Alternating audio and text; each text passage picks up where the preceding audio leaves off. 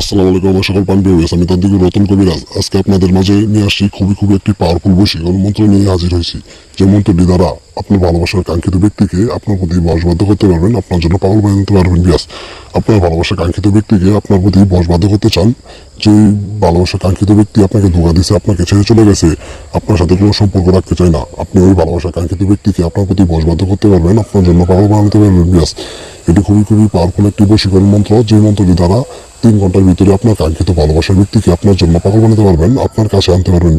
বিয়াস, ভিডিওটি না টেনে শেষ পর্যন্ত দেখবেন, ইনশাল্লাহ আপনাদের 100 কাজে আসবে। তো বিয়াস, যে মন্ত্রটি দ্বারা আপনার ভালোবাসার কাঙ্ক্ষিত ব্যক্তিকে আপনার প্রতি বশবাধ্য করতে পারবেন, সেই মন্ত্রটি হলো মিলন মিলন মিলন, অমুকের সাথে অমুকের মনের মিলন। এই মন্ত্রটি একটি অচেনা মানুষের কবরের পাশে দাঁড়িয়ে এই আপনার ভালোবাসার কাঙ্ক্ষিত ব্যক্তির নামটি ধরে 21 বার পাঠ করবেন।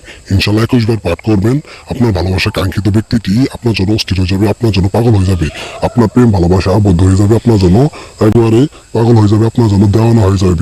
বিয়াস, এটি হলো খুবই একটি পাওয়ারফুল বশীকরণ মন্ত্র। এই মন্ত্রটি 100 কাজ করবে, এটি খুবই পাওয়ারফুল বশীকরণ মন্ত্র। তো বিয়াস, আশা করি আপনাদের যেভাবে বলে দিচ্ছি এইভাবে কাজ করবেন, ইনশাল্লাহ 100 কাজ হবে। ইনশাল্লাহ আপনারা সঠিকভাবে কাজগুলো করবেন, ইনশাল্লাহ আমি যেভাবে বলে দিচ্ছি এইভাবে কাজগুলো করবেন, ইনশাল্লাহ 100 আপনার কাজের রেজাল্ট পাবেন ইনশাল্লাহ। তো বিয়াস, আমি তান্ত্রিক রতন কবিরাজ আপনাদের মাঝে আজকে চ্যালেঞ্জ দিয়ে গেলাম।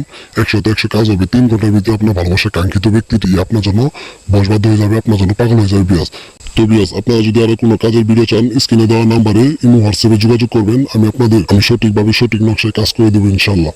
তো সবাই ভালো থাকবেন, সুস্থ থাকবেন। আসসালামু আলাইকুম।